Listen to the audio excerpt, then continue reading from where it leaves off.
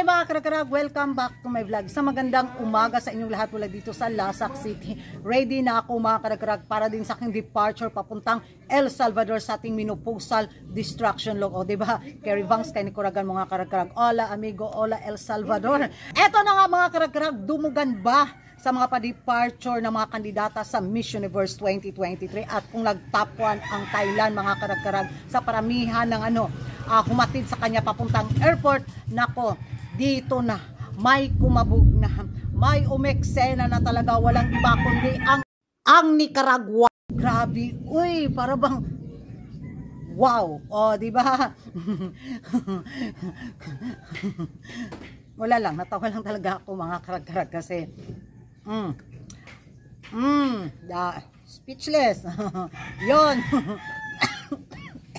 Kung yung suporta ng mga Chinese kay Tunyang sa taon na to sa Miss Universe 2023, ganito rin karami ang sumusuporta sa pambato ng Nicaragua papuntang El Salvador para sa kauna-unahan nilang corona sa Miss Universe 2023. In fairness naman talaga dito sa Nicaragua mga karag-karag. Nagagandahan talaga ako sa kanya. Talaga siyang pasok sa top 5 ko sa Miss Universe 2023 sa favorite list ko sa taon na to sa corona. At nung makita ko yung pa-national costume niya, grabe ang lakas ng dating. Iba yung aura ng beauty niya ba. May kakaiba bitong karisma. Ang lakas ng pinadala ng Nicaragua sa taon na to sa Miss Universe 2023. Kaya ramdam din natin yung suporta ng mga taga Nicaragua, di ba? Kasi silang dalawa ni EMD, ni Michelle D ang naghabulan sa Voice for Change, di ba? Grabe din yung botong binigay ng mga taga Nicaragua sa kanya, kaya hindi ako magtaka na yung suporta sa kanyang pa-departure ganun talaga dinumog. Uy, di ba?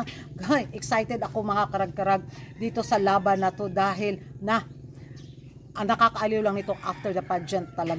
Yan ang mga karag-karag. Ano yung masasabi nyo sa laban ng Nicaragua sa taon na to sa Miss Universe 2023? Mag-ingay tayo sa comment section at kung hindi ka pa nakapag-subscribe sa YouTube channel ko, don't forget to like and subscribe. Karag-karag, ang babaeng lagi ng karag-karag. And see you in my next vlog.